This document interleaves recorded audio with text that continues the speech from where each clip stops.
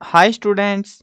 आज की इस वीडियो में मैं आपको बताऊंगा कक्षा 12 हिंदी नैतिक शिक्षा हरियाणा बोर्ड की किताब है आपकी, जो कि नई किताब लॉन्च करी थी। तो वो वाली किताब है। इस कंप्लीट बुक के जो आपकी नैतिक शिक्षा, इस कंप्लीट बुक के इंपॉर्टेंट क्वेश्चन विद आंसर आज की इस वीडियो में हम करने वाले हैं। चलो शुरू करते हैं। मैं हूं अजय और आप देख रहे हैं CCL क्लास। देखो, इस वीडियो में पूरा पैटर्न वगैरह सब सारी चीज़ें समझा दूंगा। इस किताब से आपको कोई दिक्कत नहीं आने वाली, ठीक है। चलो अब शुरू करते हैं। लेकिन हाँ, वीडियो शुरू करने से पहले एक जानकारी दे देता हूँ जो आप ही के काम आएगी।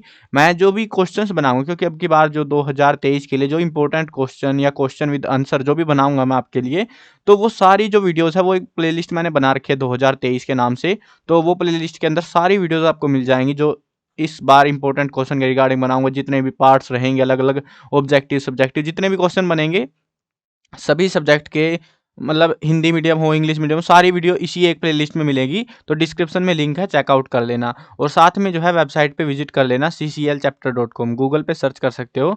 और इस वेबसाइट के ऊपर आपको जो है हरियाणा बोर्ड के क्वेश्चन पेपर, सैम्पल पेपर जो है अभी जो लॉन्च हुए हैं वो वाले पेपर, उसके साथ में जो है आपको इंपॉर्टेंट क्वेश्चन ये लिखे हुए, सारा कुछ वेबसाइट से ही पढ़ा रहा हूँ मैं आपको। तो सारा कुछ आपको वेबसाइट पर मिल जाएगा अवेलेबल। PDF वगैरह भी अवेलेबल करा दूंगा मैं, कुछ चीज़ों की अवेलेबल है ऑलरेडी। तो चेकआउट कर लेना वेबसाइट को, आप ही के काम आएगी, ठीक है।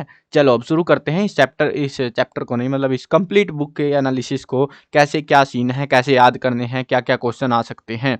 तो देखो, क्वेश्चन हमारे पास जो आएंगे वो आएंगे 4 क्वेश्चन, इस पूरी बुक से 4 क्वेश्चन, ठीक है। अब 4 क्वेश्चन में टोटल 4 क्वेश्चन बनेंगे हमारे 10 मार्क्स के। अब 10 मार्क्स कैसे बनेंगे वो बता देता हूं आपको, कंफ्यूज नहीं होना आपको। पहले जो है 2 क्वेश्चन जो आएंगे, पहला क्वेश्चन और दूसरा क्वेश्चन, वो आएंगे 3 मार्क्स का, ये भी 3 मार्क्स का, ठीक है। मतलब आपके 6 मार्क्स तो यहाँ हो जाते हैं। उसके बाद 3 और 4, ये जो 2 क्वेश्चन है ये वाले आएंगे आपके 2 मार्क्स, 2 मार्क्स। तो ऐसे आपके जो है 4 क्वेश्चन आने वाले हैं। 6 नंबर यहाँ से बनेंगे और 4 नंबर यहाँ से। अब देखो, मैं बता देता हूँ इसमें लिखना कितना रहेगा आपको। अगर 3 मार्क्स का क्वेश्चन है तो आपको ज़्यादा लिखना पड़ेगा, ऑब्वियस सी बात है। अगर किसी क्वेश्चन में ऐसी बातें पूछी जा रही है जिसमें आप पॉइंट्स बना सकते हो, पॉइंट्स के थ्रू एक्सप्लेन कर सकते हो, तो आपको जो है 3 नंबर में 3 पॉइंट बनाने हैं। अगर 2 मार्क्स का ऐसा ही क्वेश्चन आ रहा है जिसमें पॉइंट बना सकते हो, कोशिश करना जिन क्वेश्चंस में पॉइंट बन रहे हैं ना, बना देना, ठीक है। ऐसे मतलब वो मत करना कि पूरा एक पहरा सा बना के छोड़ दे रहे हो। हाँ, कुछ एक मतलब मेजोरिटी ऑफ क्वेश्चन ऐसे ही हैं बुक के अंदर जो सिंपल लिखने रहेंगे, लेकिन कुछ एक क्वेश्चन ऐसे होते हैं जिनमें पॉइंट्स बनाने रहते हैं हमको। तो ध्यान रखना उन चीज़ों का, उनमें पॉइंट बनाना, नहीं तो नंबर नहीं मिलेंगे। 2 नंबर वाले में फिर 1 मिलेंगे, फिर आप सोचते रहोगे कि मैं लिख के तो पूरा आया था, नंबर क्यों नहीं मिले। तो जैसे, या फिर आप सिंपल बात ये है, जो वीडियो में आप देख रहे हो, जैसे मैंने क्वेश्चंस को अरेंज कर रखा है, जिस हिसाब से मैंने लिख रखा है उसी सेम अंदाज में आप एक्सप्लेन कर सकते हो वहाँ पे एग्जाम के टाइम पे, ठीक है। तो 10 नंबर का इस तरीके से आएगा। और हाँ, एक और जो अपडेट है वो भी इसी के वीडियो में बता देता हूँ, क्योंकि आप वीडियो इसी को ज़्यादा देखोगे। और शेयर कर देना जिसने वीडियो शेयर नहीं करी अभी तक। जिन स्टूडेंट्स को ये डाउट आ रहा है कि सड़क सुरक्षा एग्जाम में आएगी या नहीं आएगी, क्योंकि उसके ऊपर भी काफ़ी डाउट है, कुछ बोल रहे हैं आएगी नहीं आएगी। तो एक्चुअली सड़क सुरक्षा आपके एग्जाम्स में नहीं आ रही है, 10th वालों के में आ रही है, आपके में नहीं आने वाली सड़क सुरक्षा। तो उसकी टेंशन भूल जाओ आप कि वो सड़क सुरक्षा कहाँ से क्या याद करना है, कुछ टेंशन नहीं है उसकी। एग्जाम में, सैम्पल पेपर में कहीं भी उसके रिगार्डिंग कोई क्वेश्चन मुझे नहीं मिला। सो वो आने नहीं वाली है 10th में, जबकि क्वेश्चन दे रखा है, क्योंकि उसमें आने वाली है। चलो अब शुरू करते हैं चैप्टर वाइज। ये पूरा एनालिसिस वगैरह मैंने बता दिया आपको कि किस हिसाब से क्वेश्चन करने हैं। सड़क सुरक्षा का जो पंगा, जो डाउट आ रहे हैं वो भी मैंने क्लियर अप कर दिए हैं आपके। और चलो अब पढ़ना शुरू करते हैं। और एक और चीज़, जो क्वेश्चंस ऐसे मैं पढ़ाऊंगा सारे चैप्टर्स वाइज, जिन क्वेश्चंस के आगे इंपॉर्टेंट लिखा हुआ मिलेगा, ऐसे लिख रखा है मैंने बकायदा, ठीक है। इंपॉर्टेंट लिख रखा है ऐसे पीछे क्वेश्चन के बाद में, इसी ऑरेंज कलर में, ताकि आपको अलग से दिख जाए वो चीज़ भी। तो जो इस पे इंपॉर्टेंट लिखा हुआ है वो समझ लो, वो तो याद करना ही करना है, उसको तो गलती से भी छोड़ मत देना तुम। तो वो पूरा सही तौर पे याद करना है। वैसे क्वेश्चन बहुत आसान आ रहे हैं, प्यारे प्यारे क्वेश्चन आएंगे। और अगर किसी को और भी डाउट है कि भाई हम मतलब आपकी वीडियो के थ्रू कर रहे हैं, चलो काम बन जाएगा नहीं बनेगा, 10 नंबर में कितने बनेंगे, तो एक्चुअली आप मेरी वीडियो का भी भरोसा ना करो। तो सिंपल बात यह है, टेक्सचुअल से बाहर क्वेश्चन नहीं आने वाला। अभी तक मैंने जो है एक ही क्वेश्चन देखा जो टेक्सचुअल से बाहर था, लेकिन अगर चैप्टर ठीक ठाक भी पढ़ रखे हैं ना अपने, थोड़े बहुत भी काम चलाओ भी, तो उसमें से भी आप आराम से कर लोगे। और ज़्यादातर जो क्वेश्चन आ रहे हैं वो स्टोरी लाइन पे से आ रहे हैं। मैं बता दूंगा कौन सा चैप्टर इंपॉर्टेंट है, उस पर थोड़ा खासा ध्यान रखना, कौन सा चैप्टर बस एवं ही है, ठीक है। वो सारी चीज़ें मैं वीडियो में पूरा क्लियर डिटेल के साथ में बताने वाला हूँ। तो चलो अब पढ़ना शुरू करते हैं। मैंने थोड़ी सी और जानकारी दे दी ताकि आप ही के काम आएगी एग्जाम के टाइम पे। चलो पहला पार्ट है हमारा, वो है ईश वंदना। इस पार्ट में से कुछ खास नहीं आने वाला, मतलब कुछ खास का मतलब है यहाँ पे आए ना भी आए, मन की मर्जी है इनकी। तो चलो पहला प्रश्न एक ही प्रश्न है इसमें से जो मुझे लगा आ सकता है। भक्तों ने ईश्वर से जो वरदान मांगे हैं उनको विस्तार से बताइए कौन कौन से वरदान मांगे गए हैं। तो भक्तों ने निम्नलिखित वरदान मांगे हैं। ईश्वर से भक्तों ने अपने अंदर के सभी दुर्गुणों से बचाकर अब अच्छे गुण और कर्म प्रदान करने का वरदान मांगा है। ईश्वर से कृपा इसी प्रकार बनाए रखने का वरदान मांगा है। भक्तों ने ईश्वर से धन संपत्ति प्रदान करने का वरदान मांगा है। यानी कि एक तो सेहत वगैरह गुण वगैरह सारी चीजें तो मांग लिया भगवान से, और क्या मांगोगे अब। और फाइनली जो पैसा जिसके लिए हम धक्के खाते हैं तो वो भी मांग लिया। अब ये वाला चैप्टर जो है, ये वाला भक्ति योग वाला, ये चैप्टर इंपॉर्टेंट है, एग्जाम में आएगा ही आएगा क्वेश्चन, बहुत हाई चांसेस है। तो सैंपल पेपर में भी आया हुआ है क्वेश्चन, यूटी वगैरह में भी आया इनमें से। तो देखो क्या है, पहला क्वेश्चन है इसमें, गीता में किस किस का अद्भुत संगम है। तो गीता में ज्ञान, कर्म और उपासना, इन तीन चीजों का, ज्ञान कर्म और उपासना, इन तीन चीजों का अद्भुत संगम है। ये तीन नाम याद रखने पड़ेंगे उसके लिए आपको। ये क्वेश्चन प्रोबेबली 2 मार्क्स तक जाएगा, 3 मार्क्स का नहीं आएगा ये। चलो आगे बढ़ते हैं, ये क्वेश्चन ऑलरेडी आ चुका है। तो क्वेश्चन क्या है हमारे पास, सच्चे भगत की पहचान क्या होती है। ये एग्जाम में सैंपल पेपर में दे रखा है, शायद यूटी में भी आया था, आई थिंक सो। तो ये क्वेश्चन था, सच्चे भगत की पहचान क्या होती है। जो व्यक्ति किसी प्राणी से द्वेष नहीं करता, जो सबका मित्र है, सबसे प्रेम करता है, जो अहंकार और मोह माया आदि से रहित है, जो सबके प्रति दया, करुणा और प्रेम रखता है, जो सुख दुख में समभाव से रहता है। समभाव होता है एक जैसा भाव, यानी कि सुख में ऐसे नहीं है कि ऐसे चोट में घूमता फिर रहा है और दुख में ऐसे मरा हुआ सा मुंह लेके घूम रहा है, मतलब कुछ फर्क नहीं पड़ता, सुख है या दुख है, एक जैसी भावनाएं जब होती है उसको कहते हैं समभाव। तो समभाव में रहता है। समाशील व्यक्ति ही सच्चे अर्थों में भगवान का सच्चा भगत है। यानी कि ये सारी वो बातें हैं जो हमें मतलब ऐसे मानते हैं कि ऐसा होना चाहिए। हमने पढ़ी है ऑलरेडी ये चीजें कि हाँ, एक अच्छा इंसान होने के लिए हमें किसी से नफरत नहीं करनी, सबका दोस्त बन के रहना है ना, ऐसी चीजें। तो हमें कोई ज्यादा लालच नहीं करना, दया दिखानी है, वही सारी चीजें हैं यहाँ पे। इसमें वही चीजों जिस व्यक्ति के पास है वही भगवान का सच्चा भगत यहाँ पे बताया गया है। अगला क्वेश्चन देखते हैं, वो है हमारे पास, भर्तृहरि ने भक्तिहीन पुरुष को निंदनीय क्यों माना है। यानी कि भक्तिहीन पुरुष होते हैं जो भक्ति नहीं करते, तो उसको जो है निंदनीय, निंदा के योग्य क्यों माना गया है, वो पूछ रहे हैं। तो भर्तृहरि ने भक्तिहीन पुरुषों को निंदनीय इसीलिए माना है क्योंकि वह मनुष्य भगवान पर आस्था न रखकर सांसारिक संपदाओं से ही सब कुछ प्राप्त करना चाहता है। यानी कि भगवान का उससे कुछ लेना देना नहीं है, नास्तिक है एक तरीके से। तो और वो ये मानता है कि वो अपने दम पे सब कुछ कर सकता है, भगवान की उसको कोई जरूरत नहीं है। तो ऐसे व्यक्ति को भर्तृहरि ने निंदनीय माना है। चलो अगला प्रश्न देखते हैं। इसके चांसेस वैसे बहुत कम है, पर फिर भी मैंने ऐड कर दिया, क्या पता आ ही जाए तो फिर दिक्कत हो जाएगी आपको। बोलोगे आपने तो बताया नहीं, क्वेश्चन आपको लग रहा था तो बताना चाहिए था। चलो अगला चैप्टर देखते हैं, सुक्ति सौरभ, यानी कि अच्छी उक्तियां। मानव शरीर में ऋषियों की कल्पना किस रूप में की गई है।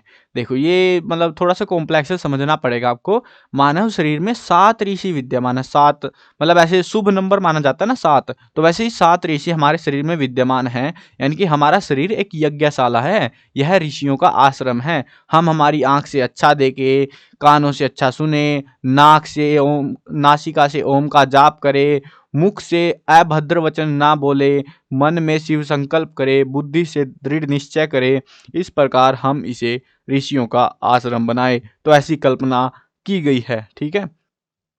नेक्स्ट क्वेश्चन देखते हैं। ये क्वेश्चन है, जननी व जन्मभूमि को स्वर्ग से बढ़कर क्यों माना गया है। ये मेरे को पहले भी लग रखा था। देखो मैंने क्वेश्चन, आप लोग सोचोगे भाई कितनी लेट क्यों बना रहे हो तुम वीडियो, तो एक्चुअली सीन ये था, मैंने क्वेश्चन तो बना दिए थे इंपॉर्टेंट क्वेश्चन, और उसमें से ही सारे क्वेश्चन आए, उनसे बाहर क्वेश्चन नहीं मिले मुझे। अब दिक्कत ये थी कि ये नहीं पता था 1 मार्क्स के आएंगे, 2 मार्क्स के, 3 मार्क्स के। तो वो कंफर्म करने के लिए मैं सैंपल पेपर्स का वेट कर रहा था। तो अब पेपर्स आ गए हैं, तो अब मैं इसीलिए थोड़ा सा 1-2 दिन बाद वीडियो बना दी है मैंने। अरेंज भी तो करने रहेंगे ना फिर वो सारी चीज़ें कि 1 मार्क्स के हटाने हैं क्योंकि वो एग्जाम में आने नहीं है, तो वो चीज़ें भी हैं। चलो अब ये वाला क्वेश्चन है, जननी और जन्मभूमि को स्वर्ग से बढ़कर क्यों माना गया है। ये बहुत इंपॉर्टेंट क्वेश्चन है इस चैप्टर का। माता और जन्मभूमि, यानी कि अब जननी क्या होती है, जो जन्म देती है, यानी हमारी माँ। तो माता और जन्मभूमि स्वर्ग से भी श्रेष्ठ है। अर्थात माता जो है असह्य कष्टों को सहन कर मानव जीवन का सृजन करती है, शुरुआत करती है। उसी तरह मातृभूमि तरह तरह के श्रेष्ठ भोग्य पदार्थ देकर मानव जीवन को सार्थकता प्रदान करती है। इसीलिए श्री रामचंद्र जी ने, ये बात है ना, देखो एक पहरा सा था जो कि रामायण की बात थी, वो उसमें पूछा गया था, तो वो भगवान राम बताते हैं ऐसा कि उनके लिए माता और जन्मभूमि स्वर्ग से भी बढ़कर है, क्योंकि वो फिर एक्सप्लेन करते हैं क्यों है, तो वो चीजें हैं यहाँ पे सारी। तो इसीलिए श्री रामचंद्र जी रामायण में माता और मातृभूमि को स्वर्ग से भी महान बताते हैं। ठीक है, समझ गए ना? मतलब कि ये दोनों हमारे लिए हमको जिंदा रख रही हैं। अगर ये दोनों ना हो तो हम जिंदा नहीं होंगे, कोई इंसान जिंदा नहीं होगा, कोई मनुष्य नहीं रहेगा। तो फिर स्वर्ग का क्या करेंगे हम, जब हम वैसे ही जिंदा नहीं है। तो इसीलिए इनको स्वर्ग से भी बढ़कर माना गया है भगवान राम के द्वारा। चलो आगे देखते हैं नेक्स्ट क्वेश्चन। विवेक से हीन व्यक्ति का पतन किस प्रकार होता है? जिस व्यक्ति में विवेक नहीं होता तो वो कैसे बर्बाद हो जाता है, वो पूछा गया हमसे। विवेक से रहित मनुष्य का सैकड़ों प्रकार से पतन होता है। अर्थात मनुष्य को जीवन पथ में सहसा कोई कार्य नहीं करना चाहिए। सहसा मतलब होता है एकदम से तुम इंप्रेस हो गए, I am becoming a vlogger, आओ हेलो गाइज मैं लग गया हूँ वीडियो बनाने, और फिर अगले दिन हेलो गाइज तुम व्यूज क्यों नहीं दे रहे मुझको। अगर आप ऐसे इंप्रेस होके जा रहे हो तो आपके जीवन में ये कह रहे हैं कि आपको जो है जीवन पथ में कोई भी ऐसा काम नहीं करना चाहिए जो दूसरे से इंप्रेस होकर करा जा रहा है। उसे सभी कार्य विवेक से करने चाहिए, क्योंकि विवेक रहित मनुष्य विपत्तियों में पड़कर जीवन को नष्ट कर लेता है। यानी कि आप ऐसी हेलो गाइस की विपत्ति में फंसोगे और आप अटक जाओगे। आप सोचोगे भाई यूट्यूब पे व्यूज आ नहीं रहे और मैं और करूं क्या, ऑप्शन क्या है मेरे पास, चलो नौकरी करते हैं। नौकरी में गए, सिलेबस बहुत हार्ड लगा, भाई छोड़ो नौकरी को हम नहीं कर रहे, हम जाके कोई बिजनेस खोलेंगे। बिजनेस खोलने गए, फिर मजा नहीं आया, फिर छोड़ के भाग गए। पहले सोच समझ के सारे कार्य आपको सोचना पड़ेगा कि आप उस काम को ही क्यों कर रहे हो, क्या उसका कोई बेनिफिट है, नुकसान क्या, सारी चीजें सोचनी पड़ेगी आपको। आपका विवेक जागृत रखना पड़ेगा इस चीज के लिए। तो वही चीज हमें यहाँ पे बतानी है।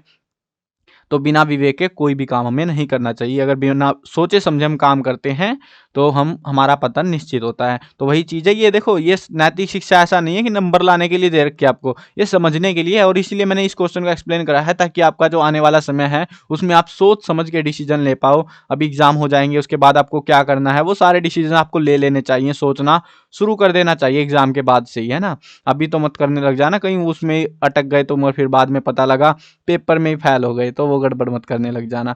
चलो आगे देखते हैं अगला क्वेश्चन।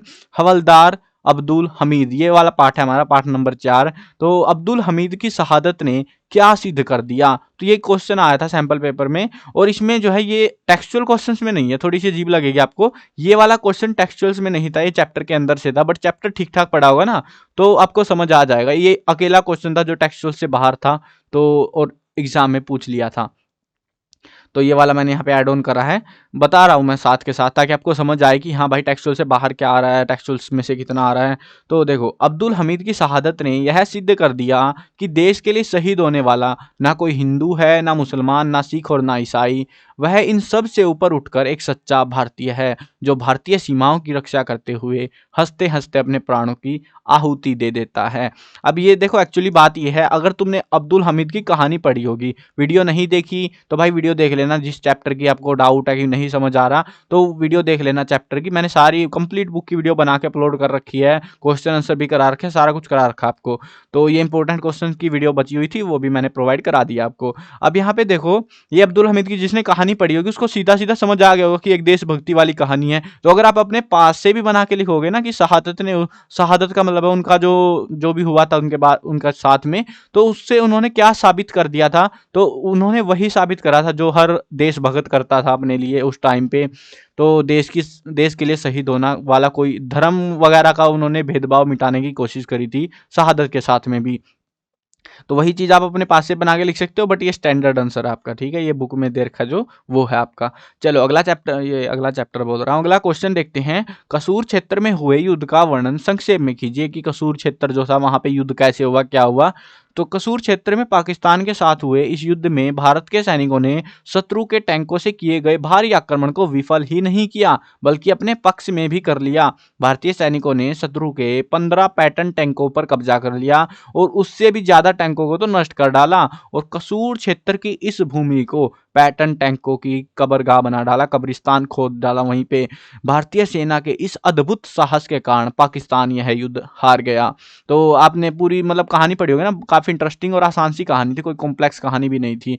पाकिस्तान वाले ये सोच रहे थे कि हमारे पास तो पैटर्न टैंक है, ये भारत वाले क्या ही उखाड़ लेंगे हमारा, और फिर वो पूरे टैंक ही उखड़ गए थे, उनके बेचारों के पोपट हो गया उनका, और बहुत सारे लोग वहां पे मारे गए थे। पाकिस्तान वालों के।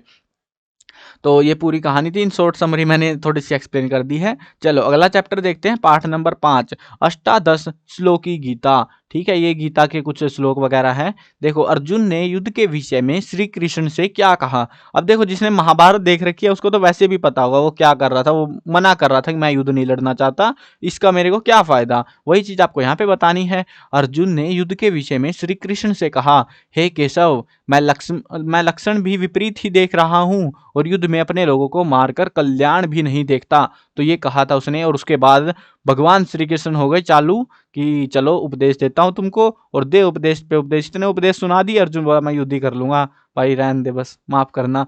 तो जस्ट फॉर फन, ठीक है ना। तो इस तरीके से जो है, क्योंकि आप चैप्टर पढ़ोगे तो आपको समझ आएगा। पहली जो पंक्ति है, पहला जो पहरा है चैप्टर में, वो दे रखा है अर्जुन ने जो बात कही, और उसके अगेंस्ट में जो भगवान श्री कृष्ण ने उसको उपदेश दिए, जो गीता में लिखे हुए हैं वो सारे उपदेश, वो पूरे चैप्टर में। अब इतने सारे में से नहीं पूछेंगे वो कभी भी, वो पूछा उन्होंने इसीलिए ऐसा पूछा जो आपने कम से कम पढ़ा होगा, है ना। अर्जुन ने क्या पूछा था कि पूरी ये गीता किस लिए हुई थी, तो इसीलिए ऐसा क्वेश्चन यहाँ पे पूछा गया है। चलो आगे देखते हैं, अगला क्वेश्चन देखते हैं, योग किसके दुख का नाश करता है। योग आहार विहार और सभी कर्म में यथा योग्य चेष्टा करने वाले और यथा योग्य शयन करने वाले और जागने वाले के दुख का नाश करता है। चलो नेक्स्ट क्वेश्चन देखते हैं। ये क्वेश्चन दो तरीके से पूछा जा सकता है, मिथ्याचारी पुरुष के लक्षण क्या हैं, और या फिर इसी क्वेश्चन को घुमा के भी पूछ लेंगे, पाखंडी पुरुष के लक्षण क्या है। अब मिथ्याचारी का मतलब तो पाखंडी होता है, लेकिन तुमको समझ नहीं आएगा कि पाखंडी की बात कर रहे हैं यहाँ पे। तो जो मूढ़ बुद्धि पुरुष समस्त इंद्रियों से को हठपूर्वक यानी ऊपर से रोक कर उन इंद्रियों के भोगों को मन से चिंतन करता है, वह मिथ्याचारी अर्थात पाखंडी कहलाता है। यानी कि आपने जो भी चीजें है ना, आप अपने मन मन में करे जा रहे हो, आपको जो भी करना है वो मन मन में करे जा रहे हो, असली में कुछ नहीं कर रहे, तो उस व्यक्ति की बात कर रहे हैं, उसी को यहाँ पे पाखंडी कहा गया है, या मिथ्याचारी, भ्रम की जिंदगी जी रहा वो एक तरीके से। अगला क्वेश्चन देखते हैं, मानस तप से क्या अभिप्राय है। मन की प्रसन्नता, शांत भाव, भगवत चिंतन करने का स्वभाव, मन का निग्रह और अंतःकरण के स्वभावों की भली भांति पवित्रता, ये सभी जो है मानस तप कहे गए हैं। मानस तप होता है बेसिकली मन के तप, जो है हम हमारे अंदर से अपने आप को तप कैसे करते हैं, और तप करने का बेसिकली क्या होता है, हम अंदर से खुश हैं, हमारे अंदर शांति है, भगवान के बारे में विचार कर रहे हैं, अच्छी भावनाएं, वही सारी चीजें होती है, और उसी को यहाँ पे मानस तप कहा गया है। चलो नेक्स्ट चैप्टर देखते हैं, वो है दुर्गा भाभी का। अब दुर्गा भाभी में पहला ही क्वेश्चन है आसान सा। देखो ऐसे क्वेश्चन ये मुझे, अब देखो पहले मैं चैप्टर जब कराए, आपको वीडियो बताई, चैप्टर समझाए, उस टाइम पे मैं कह रहा था कि ऐसे क्वेश्चन पूछे जा सकते हैं, बट अब मेरे को भावनाएं थोड़ी सी कमजोर होती नजर आ रही हैं, क्योंकि एक्चुअली ऐसे क्वेश्चन, क्योंकि 2 नंबर में वो देंगे नहीं ऐसे क्वेश्चन को, मुझे शक कम हो रहा है, लेकिन फिर भी चलो ऐड कर दिया है कि हाँ, भरोसा नहीं है भाई बोर्ड का, तो अपना कर लेना इस क्वेश्चन को भी, पढ़ने में क्या ही जा रहा है। तो दुर्गा देवी का जन्म कब और कहाँ हुआ। उनका जन्म हुआ था 7 अक्टूबर 1907 को इलाहाबाद में। ठीक है, चलो अब ये जो थोड़े से लाइनों वाले क्वेश्चन है ना, एक सरक जाओ ऊपर भाई, तो ये लाइनों वाले क्वेश्चन है, ये थोड़े से ज्यादा चांसेस रहते हैं इनके। प्रश्न नंबर 2, भगत सिंह व राजगुरु को लाहौर से बाहर निकालने में दुर्गा भाभी ने किस प्रकार मदद की। अगर ये क्वेश्चन आएगा 3 नंबर का आएगा, छोटा नहीं बनेगा ये, 2 नंबर वाले में नहीं आएगा, 3 में ही आएगा ये। तो देखो इसमें क्या करना है, मतलब आपको दुर्गा भाभी ने उनकी जो है मदद कैसे करी वो सारा बताना आपको। योजना के अनुसार रात को भगत सिंह, राजगुरु और सुखदेव दुर्गा भाभी के घर पहुंच गए। फिर प्रातः भगत सिंह ने क्लीन सेव होकर, यानी दाढ़ी मूंछ काट के सारा कुछ साफ करके चेहरे को, अंग्रेजी टोपी धारण की और सची को गोद में लेकर रेलवे स्टेशन की ओर चल पड़े। उनके पीछे दुर्गा भाभी ऊंची हील की सैंडल पहने, पर्स लटकाए मैम साहब बनकर चल पड़ी। मतलब उन दोनों के पीछे पीछे राजगुरु नौकर बनकर चल पड़े। रेलवे स्टेशन पर पहुंचकर भगत सिंह और दुर्गा भाभी पति पत्नी के रूप में प्रथम श्रेणी के डिब्बे में और राजगुरु तीसरी श्रेणी के डिब्बे में सवार हो गए। अब ये एक्चुअली देखो पूरा नाटक था ताकि अंग्रेजों को वो पहचान में न आए, बस मैटर ये था। लखनऊ पहुंचने पर राजगुरु उनसे अलग होकर आगरा चल दिए। इस प्रकार उस विकट परिस्थिति में लाहौर से भगत सिंह और राजगुरु को बाहर निकालने का श्रेय दुर्गा भाभी को ही जाता है, उन्हीं की मदद से, क्योंकि पति पत्नी का नाटक नहीं करते, वो अकेले जाते ना दोनों, तो गारंटीड पकड़े जाते हैं। अब वो एक परिवार दिखा रहे हैं कि वो परिवार जा रहा है, तो उसकी वजह से जो है वो पहुंच पाए वहां पे। अगला प्रश्न देखते हैं, प्रश्न नंबर 3, शिक्षा के क्षेत्र में दुर्गा भाभी का क्या योगदान रहा। ये थोड़ा सा ज्यादा इंपॉर्टेंट मुझे लग रहा है। तो इन्होंने जो है प्यारेलाल कन्या विद्यालय गाजियाबाद में शिक्षिका के रूप में कार्य किया और बाद में सन 1940 में लखनऊ में पहला मांटेसरी स्कूल भी खोला था। तो ऐसा शिक्षा के क्षेत्र में इनका ये योगदान रहा था। नेक्स्ट चैप्टर देखते हैं, वो है विज्ञानाचार्य डॉक्टर जगदीश चंद्र बसु। तो ये पहला क्वेश्चन प्यारा सा क्वेश्चन है, उनका जन्म कब और कहाँ हुआ? उनका जन्म 30 नवंबर 1858 को बंगाल के मेमनसिंह जिले में हुआ, जो आज के टाइम पे बांग्लादेश के कब्जे में जा चुका है। मतलब विभाजन हो गया था ना बाद में, तो उस टाइम पे उनका जन्म वहां हुआ था बंगाल में। वो बंगाल था पहले, बाद में बांग्लादेश बन गया था, वो पाकिस्तान बना था उसके बाद, तो फिर बांग्लादेश बना। चलो नेक्स्ट क्वेश्चन देखते हैं, गरीब और पिछड़ी जाति के बच्चों के प्रति बसु के क्या विचार थे? स्कूल में बसु के अधिकांश मित्र गरीब और पिछड़ी जाति के थे, जिन्हें देखकर उनके मन में विचार आता था कि आदमी परिश्रम से ही ऊंचा होता है, धन या जाति से नहीं। मनुष्य बलहीन तो आत्म बल के गिरने या नष्ट होने से होता है। तो ऐसे विचार उसके मन में थे, वो उस टाइम पे ऐसा विचार रखता था। अगला प्रश्न देखते हैं, बसु के जीवन पर पिता के उदारतापूर्ण व्यवहार का क्या प्रभाव पड़ा? बसु के जीवन पर पिता के उदारतापूर्ण व्यवहार का अधिक प्रभाव पड़ा, जिसे उन्होंने अंत तक निभाया। उनका परिवार शिक्षित और धार्मिक विचारों वाला था, जिसमें रामायण, गीता, महाभारत पढ़े जाते थे। उन्हें कर्ण के जीवन से बहुत प्रेरणा मिली, जिसके आधार पर उन्होंने जीवन में संघर्ष करते रहना सीखा। ये हार से ही विजय का जन्म होना मानते थे। उनके पिता का कहना था, पहले मातृभाषा का ज्ञान होना जरूरी है और बाद में बाकी भाषाओं का। यानी कि तुम अगर भारत से हो तो तुम्हें अपनी भाषा आनी चाहिए। मतलब अपनी भाषा का यहाँ पे मतलब वो नहीं है कि हमें हिंदी ही आनी चाहिए। एक्चुअली हमें हमारी भाषा, हमारी रीजनल लैंग्वेज तो आनी चाहिए। जैसे हम हरियाणा से हरियाणवी बोलनी आनी चाहिए, समझनी भी आनी चाहिए, और साथ में तुमको हिंदी आ रही है, इंग्लिश आ रही है, उर्दू आ रही है, जो भी आ रही है फिर बाद में आती रहे। तो ये इनका ये मानना था, ऐसे विचार थे इनके। तो और जो सारा कुछ उनका जो है पिता से ही सीखने को मिला था, ऐसा कुछ। अगला पाठ देखते हैं, अहिंसा के साधक महात्मा बुद्ध। ये जो है मोस्ट इंपोर्टेंट चैप्टर मान के चलो आप, इसमें से क्वेश्चन बहुत हाई चांस है पूछेंगे ही पूछेंगे, ठीक है। तो इसको चैप्टर को अच्छे से पढ़ लेना, चैप्टर को पढ़ लेना, क्वेश्चन की बात नहीं कह रहा मैं, सिर्फ चैप्टर को भी पढ़ लेना। देखो, महात्मा बुद्ध का जन्म कब और कहाँ हुआ था? मेन क्वेश्चन तो मैंने दे भी दिया आपको, अगर नहीं पढ़ने का मन कर रहा है तो ये तो पढ़ लेना कम से कम। महात्मा बुद्ध का जन्म 562 ईसा पूर्व नेपाल के तराइन में स्थित कपिलवस्तु के निकट लुम्बिनी नामक स्थान पर हुआ था। अब ये जो है पूरी इतनी गाथा आपको याद नहीं रहे ना, तो सीधी बात ये भी कह सकते हो 562 ईस्वी में इसमें कपिलवस्तु के निकट लुम्बिनी नामक स्थान पर हुआ। इतना तो कह लोगे, ये नेपाल की तराइन वराइन ये गायब कर सकते हो नेपाल में, या फिर ये ऐसा कह लो कि 562 ईसा पूर्व नेपाल में लुम्बिनी नामक स्थान पर हुआ। तो ऐसे भी आप बता सकते हो, मतलब बताना पड़ेगा लेकिन, ठीक है। ऐसे मतलब एक आध वर्ड गायब कर सकते हो, पूरा लिखो तो बहुत मजेदार बात है फिर तो। नेक्स्ट क्वेश्चन देखते हैं, किस घटना से सिद्ध होता है कि सिद्धार्थ बचपन से ही दयालु थे? अब यहाँ पे जो है ना कंफ्यूज करने के लिए आपको सिद्धार्थ की जगह गौतम बुद्ध भी लिख देंगे कई बार, तो कंफ्यूज नहीं होना। सिद्धार्थ और गौतम बुद्ध, महात्मा बुद्ध एक ही थे। तो वो बचपन से ही दयालु थे, वो कैसे साबित हुआ वो बताना है हमको। तो करुणा के भाव उनमें जन्म से जागृत थे। देवदत्त उनका चचेरा भाई था। एक बार उसने तीर से एक हंस को मार गिराया। सिद्धार्थ ने उसकी चिकित्सा कर उस हंस की जान बचाई। सिद्धार्थ ने हंस की सेवा की और जब वह स्वस्थ हो गया तो उसे मुक्त कर दिया। और इस घटना से यह सिद्ध हो गया कि सिद्धार्थ बचपन से ही दयालु थे। अब ये देखो, ये लाइन आपकी मर्जी है भाई, लिखना चाहो तो लिख लो, नहीं लिखना चाहो तो नहीं लिखो, कोई बात नहीं, लेकिन इतना तो लिख देना। इतनी कहानी है ये, जस्ट एक सिंपल सी कि एक हंस को चोट लगी और सिद्धार्थ ने उसको ठीक कर दिया दवाई पट्टी करके, और फिर उड़ के चला गया और फुर फुर। तो ऐसे था ये, ठीक है। अब इतना आपको लिखना है, इससे ज्यादा लिखना चाहो तो आगे बढ़ा सकते हो आप, कि इस घटना से ऐसी तो होता है कि सिद्धार्थ बचपन से ही दयालु थे। चलो अगला क्वेश्चन देखते हैं, महात्मा बुद्ध ने घर क्यों छोड़ा? ये जितने भी इंपॉर्टेंट लगे हुए हैं, पिछले वाले पे भी था, इस पे भी था, तो इसका मतलब है एग्जाम में आ चुके हैं, सैंपल पेपर में आए हैं, तो इसीलिए मैं बता रखा है कि भाई इंपॉर्टेंट वाले तो पढ़ने ही पढ़ने आपको। महात्मा बुद्ध ने घर क्यों छोड़ा? एक दिन उन्होंने एक बूढ़े को देखा तो सोच में पड़ गए कि एक दिन मैं भी बूढ़ा हो जाऊंगा। एक रोगी को देखकर सोचने लगे कि यह शरीर रोगों का घर है, मैं सदा निरोगी नहीं रह सकता। उसने एक अर्थी को देखा तो समझ गए मेरा जीवन अमर नहीं है, मैं बूढ़ा होके और या फिर जवानी में भी टपक लूंगा, एक दिन मुझे भी मरना है। फिर एक सन्यासी का खिला हुआ चेहरा देखकर सिद्धार्थ पर घर बार छोड़ने की धुन सवार हो गई। रोग, बुढ़ापे, मरण के दुखों से छुटकारा और शाश्वत शांति की खोज के लिए उन दिनों यही एक रास्ता माना जाता था, संन्यास का रास्ता।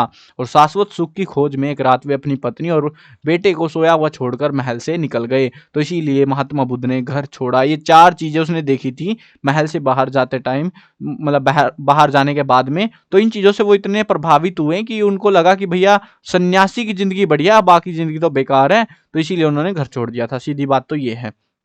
बाकी चीजों का वो मतलब एक्चुअली वो जानना चाहते थे ये बाकी लोग दुखी क्यों हैं, मतलब सन्यासी को ऐसा क्या मिल जाता है कि वो सुखी हो जाता है। कई सारे सवाल थे उसके मन में, तो उसकी वजह से उसने घर छोड़ा था। अब ये पूरा ऐसे एक्सप्लेन करना पड़ेगा और ये छोटा क्वेश्चन नहीं आएगा, 3 नंबर में ही आएगा ये क्वेश्चन भी।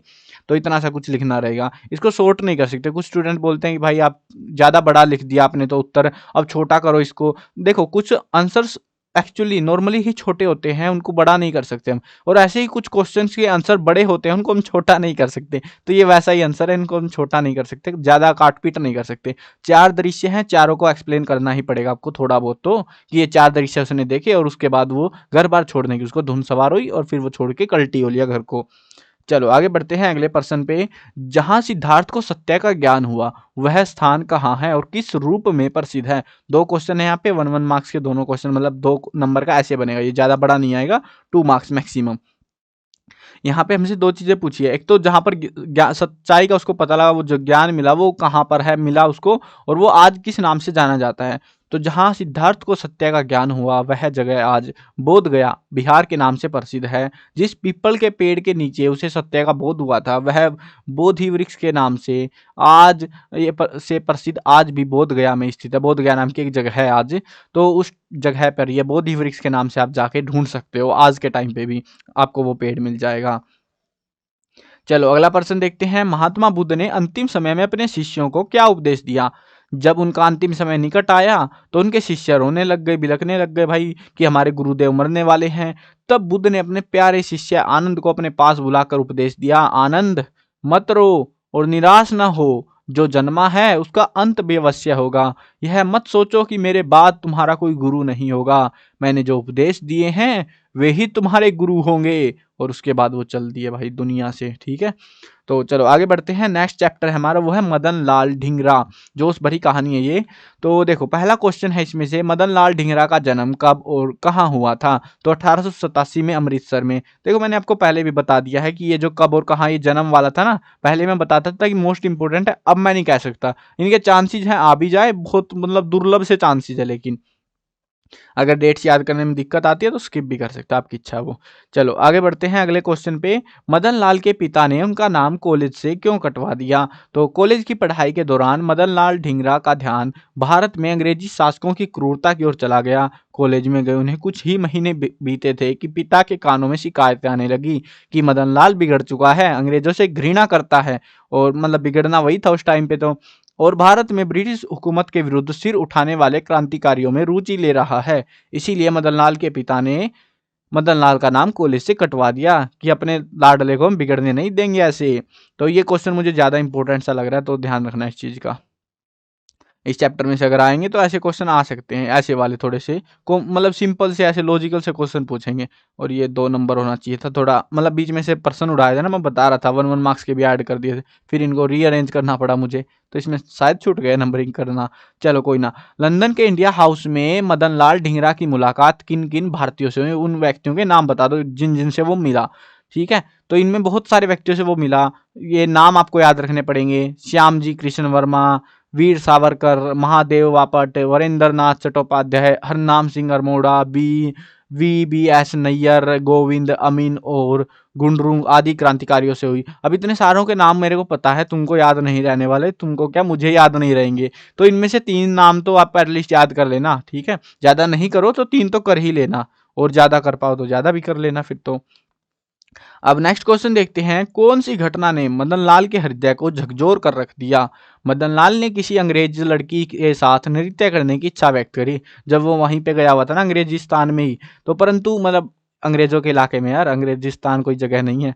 तो इच्छा व्यक्त की परंतु उसने मना कर दिया। मदन लाल को यह बात सहन नहीं हुई। उन्होंने अंग्रेजी लड़के से पूछ डाला, आखिर इसके पीछे क्या राज है। हम भारतीय यहाँ पढ़ते हैं, आपका साथ चाहते हैं, इसमें बुरा क्या है।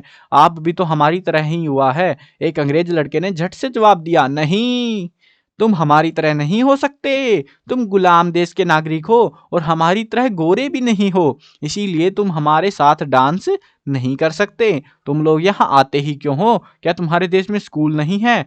इस उत्तर में मदन लाल के हृदय को झकझोर कर रख दिया कि एक तो ये अंग्रेज यहीं पे हमारे ही घरों में कब्जा करके बैठे, हमें ही बर्बाद कर रहे हैं और हमें ही जो है डींगे दिखा रहे हैं। तो इसको गुस्सा आया बहुत ज्यादा। बस शुक्र ये था कि इसको पीटा नहीं, इस लड़के को, बच गया ये। चलो आगे बढ़ते हैं अगले क्वेश्चन पे। इसी के मदन लाल ढींगरा के मन में देश के प्रति क्या भाव था, क्या विचार थी, क्या भावनाएं थी, वो बतानी है। इंपॉर्टेंट है ये, ज्यादा इस चैप्टर से। भारत को इस समय एक ही शिक्षा की आवश्यकता है, जो है मरना सीखना। उसे सिखाने का केवल एक ढंग है, स्वयं मरना। ईश्वर से मेरी यही प्रार्थना है कि मैं बार बार भारत माता की गोद में जन्म लूं और उसी के उद्धार के लिए प्राण देता रहूं, और यह सिलसिला तब तक चलता रहे जब तक मेरा देश आजाद न हो जाए। 17 अगस्त 1909 को इस भारत के इस महान सपूत को जेल में आते ही में ही चुपचाप फांसी पर लटका दिया गया। तो ऐसी भावनाएं थी इनके मन में। मतलब ये सारा कुछ आपको एक्सप्लेन करने की, अगर देखो ये तो मैंने स्टैंडर्डली लिख दिया है, बट आपको अगर पूरा याद नहीं करना, तारीखें वारीखें भूल जाते हैं, क्योंकि हमारी आदत है यार, तारीखें याद नहीं रहती हमको, तो आप सिंपली ये जो बातें उसने कही है ना यहाँ तक की, थोड़ा सा इरेज कर देता हूँ, यहाँ तक की जो बातें उसने कही है, ये देखो इन्वर्टेड कॉमास में डाल रखे मैंने, क्योंकि उसने एज इट इज जो कहा वो चिपका डाला गया यहाँ पे। अब यहाँ तक का तो आपको याद करना पड़ेगा। और ऐसे उसके इस प्रकार जो है मदन लाल ढींगरा के मन में देश के प्रति भावनाएं थी। तो ऐसा आप कह सकते हो, यहाँ तक तो याद कर लेना, इसके आगे करो तो करना, लिखो तो लिख देना, अच्छा सा लगेगा, नहीं लिखो तो कोई बात नहीं, फिर भी नंबर पूरे आएंगे आपके, तो वो आपकी इच्छा है। चलो नेक्स्ट क्वेश्चन देखते हैं, शाश्वत नैतिक मूल्य। अब ये चैप्टर सबसे फालतू चैप्टर है, मतलब इसमें से कुछ नहीं आता। लेकिन फिर आप बोलोगे भाई दो क्वेश्चन दे ही क्यों दिए आपने? देखो ये मैंने वही दे दिया भाई, क्या करूं मैं भी, अब सुनसान सा चैप्टर देख के अच्छा सा नहीं लगता ना, तो मैंने लिख डाला। फिर भी आने के चांसेस ये मान लो कि 100 में से एक बार ही है, अगर 100 बार पेपर होंगे तो एक बार इसमें तो दे देंगे वो, कि रहम कर लेते हैं इस चैप्टर पे। वैसे कुछ खास चैप्टर नहीं है, ठीक है, तो ध्यान रखना इस चैप्टर का। इसमें से अगर चाहो तो स्किप मार दो पूरा चैप्टर ये। प्रश्न नंबर 1 देख लो, फिर भी थोड़ा सा पढ़ लेते हैं। प्लेटो ने किस सद्गुणों का उल्लेख किया है? उसने जो है कुछ 4 सद्गुणों का उल्लेख किया है, विवेक, साहस, संयम और न्याय। और वैसे ही जो है एक और क्वेश्चन है, पतंजलि ने किन सद्गुणों का उल्लेख किया है? वो है सत्य, अहिंसा, अस्तेय, ब्रह्मचर्य, अपरिग्रह। तो ये 5 का इसने उल्लेख करा है पतंजलि ने। चलो नेक्स्ट चैप्टर पे आ जाते हैं सीधा, गोस्वामी तुलसीदास वाले पे। अब यहाँ पे से भी कुछ खास उम्मीद मुझे है नहीं इस चैप्टर से भी कि इसमें से कुछ खास आएगा, फिर भी देख लो। मन कर्म वचन अगोचर जोई से क्या अभिप्राय है? जो मन, वचन और कर्म के से अगोचर हैं, तो ये इसका मतलब है। और क्या मतलब होगा इसका? अगला प्रश्न देखते हैं, भगवान राम के बाल चरित का वर्णन करो। कि मतलब भगवान राम जो है बचपन में कैसे थे वो बताना है। कौशल्या जब बुलाने जाती है तब प्रभु ठुमक ठुमक कर भाग चलते हैं। माता उन्हें हठपूर्वक पकड़ने के लिए दौड़ती है। वे शरीर में धूल लपेटे हुए आए और राजा ने हंसकर उन्हें गोद में बैठा लिया। भोजन करते हैं पर चित्त चंचल है। अवसर पाकर मुंह में दही बात लपटाए किलकारी मारते हुए इधर उधर भाग चलते हैं। तो ये था उनका बाल चरित्र, ऐसा कुछ बताया गया है पाठ के अंदर। तो वही चीज है ये, मतलब कविताएं थी एक्चुअली। तो चलो अगला चैप्टर देखते हैं, और ये भी सबसे वेला चैप्टर है, संगठन सुक्ति। वेद में कैसी विचारधारा की कामना की गई है? सबके मन और विचार एक जैसे हों, सभी को एक समान रूप से शिक्षा मिले, ऐसे विचारों की वहां पे कामना की गई है। अब ये जो देखो 10th को चैप्टर, 11th चैप्टर और 12th, ये 3 चैप्टर लगातार ऐसे हैं जो एग्जाम में आने के चांसेस बहुत कम है। अगर आप चाहो तो तीनों चैप्टर छोड़ देना ये वाले, मतलब दिक्कत आ रही है, याद नहीं होता कुछ भी, तो भाई ये 3 चैप्टर बिल्कुल वेले चैप्टर हैं। इनमें से कुछ खास मुझे भी उम्मीद नहीं है और आएगा भी नहीं, क्योंकि चैप्टरों में कुछ है ही नहीं। चलो आगे देखते हैं। बट ये जो कहानियों वाले हैं ना, देशभक्ति वाले, वो जरूर याद कर रखने हैं। जैसे जो है दूसरा चैप्टर आपका है वो इम्पोर्टेंट है। उसके बाद में बुद्ध वाला चैप्टर, शायद 8वां था आई थिंक सो, तो वो वाला चैप्टर इंपॉर्टेंट है। कुछ चैप्टर है जो इंपॉर्टेंट है, ढींगरा वाला था, मदन लाल ढींगरा वाला, वो इंपॉर्टेंट है थोड़ा सा। तो ऐसे कुछ चैप्टर इंपॉर्टेंट है और कुछ नहीं है। जो इंपॉर्टेंट है उन पे ज्यादा ध्यान रखना पड़ेगा आपको। लोह पुरुष सरदार वल्लभ भाई पटेल, ये पाठ का नाम है हमारा। और इसमें जो है केस की पैरवी के समय सरदार पटेल की गतिविधियों का वर्णन कीजिए। अरे ये ऑरेंज नहीं हुआ क्या? चलो कोई ना, ये वाला इंपॉर्टेंट है, एग्जाम में आया था सैंपल पेपर में। तो देखो केस की पैरवी, ये जो है ना पूरा चैप्टर एक जैसा सही है, कुछ खास नहीं है चैप्टर में। मतलब एक एक्चुअली क्या होता है, केस लड़ रहे होते हैं सरदार वल्लभ भाई पटेल, और उस टाइम पे एक चिट्ठी आती है और वो चिट्ठी को उठा के जेब में भर लेते हैं, मतलब जेब में डाल लेते हैं। उसके बाद में उसके दोस्तगण, जब केस खत्म हो जाता है तो उसके दोस्तगण उससे पूछते हैं कि तुमने ऐसा क्यों करा, चिट्ठी में क्या लिखा था, क्या आया डाक में, तो बताता है कि मेरी पत्नी मर गई है और ऐसा ऐसा है बस। तो उसके बाद में वो ये क्या मतलब मरने के बाद भी दुख नहीं केस में अटका पड़ा है। तो फिर वो बताता है कि अगर वो तो जा चुकी है और अगर मतलब मैं केस छोड़ देता तो बेचारे इनको और फांसी हो जाती। तो ऐसी सी कुछ कहानी है, ज़्यादा कुछ कॉम्प्लेक्स कहानी भी नहीं है और ऐसा सही क्वेश्चन आएगा, घुमा फिरा के क्वेश्चन पूछे जाएंगे यहाँ पे ताकि आप कंफ्यूज हो जाओ। देखो, केस की पैरवी के समय सरदार पटेल की गतिविधियों का वर्णन कीजिए। जब वे अदालत में किसी केस की पैरवी कर रहे थे तब उन्हें तार से अपनी पत्नी के निधन का समाचार मिला। उन्होंने तार देखा और चेहरे पर शिकन लाए बिना, यानी कि कोई चिंता नहीं, कुछ फर्क नहीं पड़ा, बिना उसे जेब के हवाले कर दिया और अंत तक अपने कार्य में लगे रहे। बस यही करा उन्होंने, और क्या करते वो। अगला क्वेश्चन देखते हैं, ऐसा ही क्वेश्चन है, अदालत उठने पर पटेल के प्रति लोगों की क्या प्रतिक्रिया थी। शाम को अदालत उठने पर साथियों द्वारा तार के विषय में पूछने पर उन्होंने तार की बात बताई तो वे सभी उनकी कर्तव्य परायणता और सहिष्णुता पर स्तब्ध रह गए। ये उनकी प्रतिक्रिया थी, क्योंकि भाई मतलब तुम कैसे कर लेते हो ये सब, ऐसे विचार उनके मन में आ रहे थे। और सेम सा ही क्वेश्चन एक और है, देखो, पटेल तार मिलने पर भी विचलित क्यों नहीं हुए। अब तुमको तो सेम सेम से लगेंगे कि भाई सेम सेम से ही है, ज्यादा फर्क है नहीं। अब तुमने चैप्टर पढ़ा हुआ, चैप्टर में ही कुछ नहीं है, चैप्टर इतना सा है।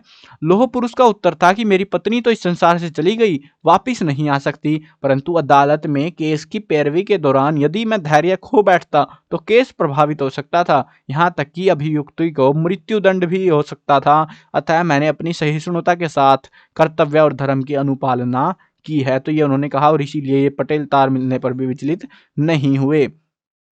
अगला प्रश्न है, पटेल के जीवन से हमें क्या शिक्षा मिलती है। तो साधारण से साधारण इंसान भी चाहे तो मेहनत, शिक्षा, ईमानदारी से अपने लिए एक मुकाम हासिल कर सकता है और पक्के निश्चय से विपरीत परिस्थितियों को भी काबू कर सकता है। विपरीत परिस्थितियां थी ना, पत्नी मर गई और उसके बाद भी कुछ फर्क नहीं पड़ रहा, तो वो विपरीत परिस्थितियां होती है। चलो नेक्स्ट चैप्टर देखते हैं, करतार सिंह सराभा। इसमें मुझे ज्यादा उम्मीद नहीं थी कि यही क्वेश्चन लगा, जो कि क्या पता पूछ ले, क्या ही पता है, क्योंकि उम्मीद ज्यादा नहीं है मुझे इसमें से भी। करतार सिंह सराभा का जन्म कब और कहाँ हुआ था। करतार सिंह सराभा का जन्म 1896 में जिला लुधियाना के सराभा नामक गांव में हुआ था। अगला चैप्टर देखते हैं, तीन मछलियां हैं। तो मछलियों में भी एक ही क्वेश्चन मुझे ढंग का लगा, परंतु जो भी है यार, ये मच्छी का नाम है, चलो तुम खुद ही पढ़ लो। मछली ने बचने का क्या रास्ता निकाला। तो प्रत्युत्पत्ति मछली ने आई हुई विपत्ति को भांप कर मरने का स्वांग रचा, वह ऐसी बन गई मानो मरी हुई हो। मछुआरे ने दूसरी मरी हुई मछलियों के साथ उसे भी निकालकर सरोवर के किनारे फेंक दिया। वह रेंगती हुई पुनः तालाब में चली गई और अपनी जान बचा ली उसने इस तरीके से। चैप्टर ये भी वेल्ला सही है, इसमें से भी ज्यादा उम्मीद मत करना तुम। चलो नेक्स्ट चैप्टर देखते हैं, स्वच्छता। इसमें से शायद क्वेश्चन आ सकता है, इसके चांसेस थोड़े से लग रहे हैं मेरे को। अस्वच्छता से क्या हानियां हैं, कोई 4 हानियां बताओ। अब ये 4 हानियां तो मतलब देखो, ये 4 हानियां और यहाँ पे 3 बता रखे मैंने, मैं भी कितना हरामी हूँ, क्योंकि 3 ही पूछेंगे, वो 3 नंबर से बड़ा पूछेंगे नहीं, तो कोई 3 हानियां, या फिर आप ऐसे वो आपसे पूछेंगे कुछ हानियों का वर्णन कीजिए, ऐसा कुछ पूछेंगे वो, क्योंकि 3 मार्क्स का 4 हानियां नहीं पूछने वाले, वो 3 पे ही रहेंगे अटके। तो देखो, अस्वच्छता से निम्नलिखित हानियां हैं। अस्वच्छ व्यक्ति के आसपास कोई नहीं रहना चाहता, वह दूसरों की नजरों में गिर जाता है और रोगग्रस्त होकर अपने जीवन की गति को धीमा कर देता है। बीमार हो गया तो काम रुक गया। अब मान लो मैं बीमार हो गया, पेपर आ रखे हैं मेरे तो, और पेपरों के टाइम पे मैं बस बीमार होकर पड़ा रहूं, आपका काम भी रुकेगा, मेरा भी रुकेगा, और सब देखते रह जाएंगे ये क्या हो गया। तो इसीलिए वो चीज यहाँ पे बताई गई है। अस्वच्छता से पर्यावरण प्रदूषित होने से अनेक प्रकार की बीमारियां जन्म लेती हैं और उसी से हम बीमार होते हैं और बीमार से हमारा काम रुकता है और अंत में हम मर जाते हैं। तो इसीलिए अस्वच्छता नहीं रखनी है। ये 3 पॉइंट है हमारे। 3 मार्क्स में आ सकता है, 2 मार्क्स में आए तो 2 पॉइंट लिखने हैं। चलो अगला देखते हैं, नेक्स्ट क्वेश्चन। और ये देखो, ये ध्यान रखना है, ये पॉइंट बना रखे है ना मैंने, ऐसा नहीं है कि तुम एक पहले ऐसा बना के टेप डाला कुछ भी तुमने 1 2 3 ऐसे ही करना है तुमको भी। 1 अगर 2 मार्क्स का 2 पॉइंट बनाओ, 1 और 2, और वैसे ही अगर 3 मार्क्स का 1 2 और 3 ऐसे करके बनाओ और उसके अंदर लिखो फिर जो लिखना है तुमको। गंदे पानी से क्या क्या बीमारियां होती हैं। गंदे पानी से त्वचा पर लाल लाल चकत्ते, खुजली और अन्य बीमारियां हो जाती हैं। गंदे पानी पर पैदा होने वाले मच्छर मलेरिया, चिकनगुनिया आदि बुखार फैलाते हैं। गंदे पानी से उल्टी, दस्त, हैजा, उल्टी के बाद कोमा कहाँ गया, दस्त, हैजा, पीलिया और बुखार, टाइफाइड आदि रोग होते हैं। अब ये वाला क्वेश्चन थोड़ा सा मतलब मेरे को लगा इंपॉर्टेंट हो सकता है, इसीलिए मैंने ऐड करा। इस पे थोड़ा सा ध्यान रखना, इसकी डेट याद कर लेना एटलीस्ट तुम। स्वच्छ भारत अभियान प्रारंभ किसने और कब किया, क्योंकि सरकार का राजा भाई, वो अब ऐसे ही क्वेश्चन देगी फिर बीच बीच में। तो भारत के प्रधानमंत्री श्री नरेंद्र मोदी ने 2 अक्टूबर 2014 को स्वच्छ भारत अभियान शुरू किया था और प्रण भी लिया था 2019 तक भारत को साफ कर देंगे, लेकिन नहीं हो पाया उनसे। आज भी कचरा यहीं भटक रहा है। चलो आगे देखते हैं अगले चैप्टर पे। हेमचंद्र विक्रमादित्य। हेमू का जन्म कब और कहाँ हुआ था? हेमू का जन्म 1556 में अलवर के पास में माछेरी गांव में एक समृद्ध परिवार में हुआ था। तो समझ गए ना, दो चीजें पूछी है, दो चीजों का जवाब देना होता है, कब और कहाँ। कब हुआ था 1556 में, कहाँ हुआ, माछेरी गांव में हुआ था। चलो नेक्स्ट क्वेश्चन देखते हैं इसी का।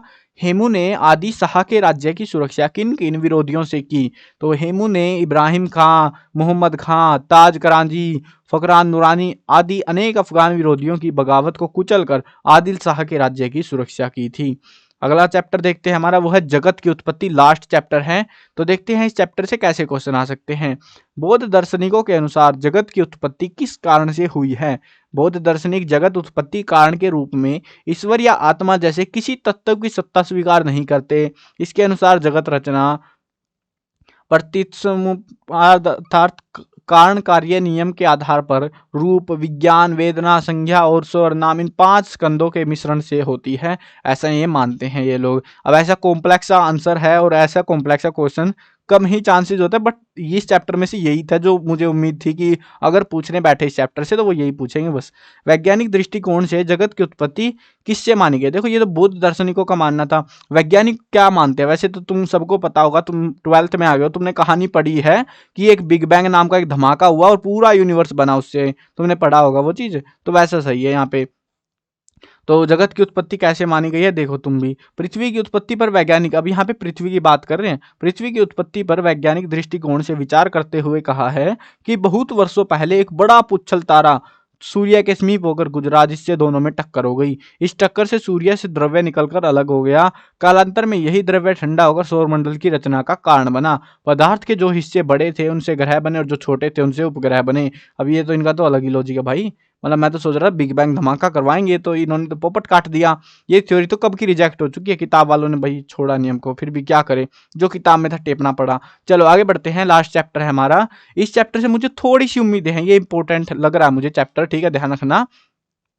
अब इसमें से बता देता हूँ, ये यही क्वेश्चन है जो मुझे इंपॉर्टेंट लग रहा है, बाकी तो ठीक ठाक ही है। अगला वाला सेम सा ही इसके जैसा। देखो, अध्यापक और माता पिता को क्यों देवतुल्य माना गया है? यहाँ पे क्वेश्चन थोड़ा सा ऐसे कर सकते हैं वो, अध्यापक और माता पिता को देवतुल्य क्यों माना जाता है? तो ऐसे पूछेंगे वो, ऐसे क्यों देवतुल्य वाला। अब स्टैंडर्डली यही लिख रखा था बुक में, तो मैंने ऐसा ही रख दिया, क्या फर्क पड़ता है, समझ लो, तुम जाओगे क्या पूछ रहे हैं वो। अध्यापक हमें ज्ञान देते हैं, देखो तुमको सबको पता है अध्यापक क्या देता है, माता पिता क्या देते हैं तुमको। माता पिता तुमको पाल रहे हैं, अध्यापक तुमको सिखा रहे हैं, और उन्हीं से तुम्हारी जिंदगी आगे बढ़िया होने वाली है, तो इसीलिए उनको देवतुल्य मानते हैं। अब समझ लेते हैं क्या लिखना है। अध्यापक हमें शिक्षा देते हैं, हमारे जीवन को अच्छा बनाने में प्रयासरत रहते हैं। माता पिता जन्म देते हैं, हमारा लालन पालन करते हैं, स्वयं कठिनाइयां सह कर भी हमें आगे बढ़ने का साहस हमें आगे बढ़ाने का प्रयास करते हैं। इसीलिए हमारे लिए अध्यापक और माता पिता देवतुल्य हैं। समझ गए ना? अब ऐसा ही एक क्वेश्चन, ये क्वेश्चन आएगा प्रोबेबली मेरे हिसाब से तो 2 नंबर का, 3 का नहीं आएगा, कहीं 3 का सोच लो तुम, 2 मार्क्स का ही है। अब अगर 3 मार्क्स में देना होगा, एक और क्वेश्चन मुझे मिला और सेम क्वेश्चन ये भी, देवता का अर्थ क्या है और अध्यापक और माता पिता को क्यों देवतुल्य माना जाता है? अब ये क्वेश्चन में फर्क कुछ लग रहा है? नहीं लग रहा ना, बस ये ऐड कर दिया कि देवता का अर्थ क्या है। देवता का वैचारिक अर्थ होता है जो देता है, जैसे सूर्य, चंद्रमा, वायु को मा जाए, धरती, वरुण, अग्नि आदि देवता सब दे रहे हैं कुछ ना कुछ। सूर्य हमको प्रकाश दे रहा है, चंद्रमा हमको रात की चांदनी देता है, हवा हमको जीवन दे रही है, धरती पे हम टिके हुए हैं, हर कुछ कुछ ना कुछ दे रहा है। अध्यापक हमें शिक्षा देते हैं, हमारे जीवन को अच्छा बनाने में प्रयासरत रहते हैं। माता पिता जन्म देते हैं, लालन पालन करते हैं, और स्वयं कठिनाइयां सह कर भी हमें आगे बढ़ाने का प्रयास करते हैं। इसीलिए हमारे लिए अध्यापक और माता पिता देवतुल्य हैं। यानी कि समझ गए, ये तो वो बिल्कुल सेम टू सेम है। आज से तो माता पिता जन्म देते हैं, ये अध्यापक से, मतलब रुको इरेज करता हूँ थोड़ा सा, अध्यापक से लेके ये तो पिछले वाला ही आंसर है हमारा यहाँ से यहाँ तक का। तो अब ये देवता का जो अर्थ है वो ये है, देवता का वैचारिक अर्थ है जो देता है, जो कुछ भी हमको दे रहा है बस। अगला प्रश्न देखते हैं, अध्यापकों के प्रति क्या कर्तव्य है और उसका लाभ क्या है? अध्यापकों का सम्मान, उनके प्रति विनम्रता का भाव हमारी अच्छी शिक्षा और अच्छे जीवन में उन्नति का बहुत बड़ा संबल बनेगा, कारण बनेगा कह सकते हो। ईश्वर के प्रति कृतज्ञता क्यों आवश्यक है और इसका क्या लाभ है? जीवन और जीवन में सब कुछ, यानी कि एक तो जीवन हमारा और जीवन में सब कुछ ईश्वर का दिया हुआ है। शरीर की बनावट देखे या संचालन, सबके पीछे ईश्वरीय चेतना शक्ति स्पष्ट अनुभव होगी, क्योंकि हम अभी तक इंसान को नहीं बना सकते, जिंदा नहीं कर सकते हम किसी अपने पास से कुछ मसल्स, हम पढ़ते हैं ना साइंस में कि भाई मसल्स और हड्डियां वड्डियां जोड़ के बस हमारा शरीर उससे बना हुआ है। अब उससे बना हुआ है तो हम उसको जोड़ के चिपका के चला क्यों नहीं देते? तो एक्चुअली वहां पे कुछ अलग चीजें भी काम कर रही है ना, जो हमें हमारी सोच से बहुत परे हैं। ईश्वर के प्रति कृतज्ञता का भाव बनाए, इससे अपना मन भी शांत संतुष्ट होगा और ईश्वरीय प्रसन्नता का लाभ भी अपने आप ही मिल जाएगा।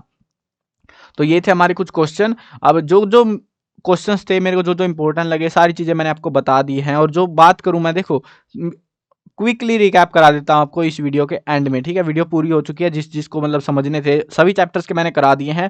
अब मैं कराता हूं क्विकली रिकैप, थोड़ा सा मतलब 2 मिनट का टाइम लूंगा बस मैं आपका, और उसके अंदर मैं आपको क्विकली बता दूंगा कि ये क्वेश्चन तो जरूर करने हैं, इस चैप्टर पे ध्यान रखना है। देखो ये वाला क्वेश्चन, ठीक है। अब ये स्क्रीन पे आप देखते रहना, स्क्रीन पे ध्यान रखना कि ये कौन सी बात कर रहा हूँ। माता पिता को देवतुल्य क्यों मानते हैं?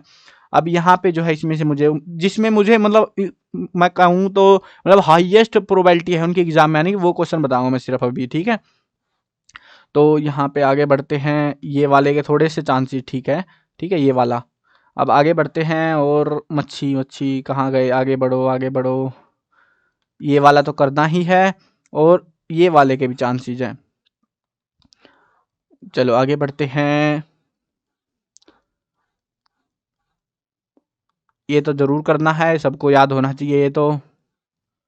ये वाला इंपॉर्टेंट है, और ये भी इंपॉर्टेंट है। इस चैप्टर से 3 इंपॉर्टेंट है यहाँ पे हमारे। आगे बढ़ते हैं तो महात्मा बुद्ध वाला ये इंपॉर्टेंट है। ये तो देखो जिन पे इंपॉर्टेंट लगा हुआ है वो तो तुमको पता ही होगा, ये वाला भी इंपॉर्टेंट है। और उसके साथ में ये वाला इंपॉर्टेंट लग रहा है मुझे थोड़ा, मतलब ये जो ज़्यादा इंपॉर्टेंट लग रहा है ना वो बता रहा हूँ मैं, ठीक है। बाकी भी पढ़ने हैं आपको, ऐसा नहीं है कि बाकी नहीं पढ़ने हैं, बाकी भी पढ़ने हैं। ये वाला और ये वाला, इसमें से यही है, बस एक अकेला ही क्वेश्चन है ये, ठीक है, पहले वाला ही। ये वाला भी इम्पोर्टेंट है, इसमें से भी यही है बस हमारा। और यहाँ पे ये वाला क्वेश्चन, ठीक है। ये कुछ मैंने लिमिटेड से क्वेश्चन है, शायद ये 5-10 के अराउंड कुछ क्वेश्चन होंगे सारे के सारे ही। ये क्वेश्चन जो मैंने बताए हैं ये तो जरूर से जरूर याद करने हैं। कुछ मोस्टली तो इंपॉर्टेंट का ठप्पा मार रखा है मैंने, और जो मतलब मेरे को लग रहे हैं, क्योंकि ये तो एग्जाम में पूछ लिए हैं दिखाने के लिए कि सैम्पल पेपर में आए हैं, यूटी में आए हैं, वो चीज़ें हैं। बट जो क्वेश्चन अभी तक नहीं पूछे हैं फिर भी मेरे को लग रहा है उनमें से मैंने बता दिया कि मेरे को इनके चांसेस ज़्यादा लग रहे हैं, और इनको आप कर लेना, ठीक है। चलो आई होप वीडियो समझ आ गई होगी, पसंद आ गई होगी। और बाकी जो सब्जेक्ट है, बाकी जो टॉपिक्स है, उनके इंपॉर्टेंट क्वेश्चंस पे काम चल रहा है, तो उनकी वीडियो भी जल्द आ जाएगी, आपको टेंशन मत लो, ठीक है। चलो मिलते हैं नई वीडियो में, बाय बाय।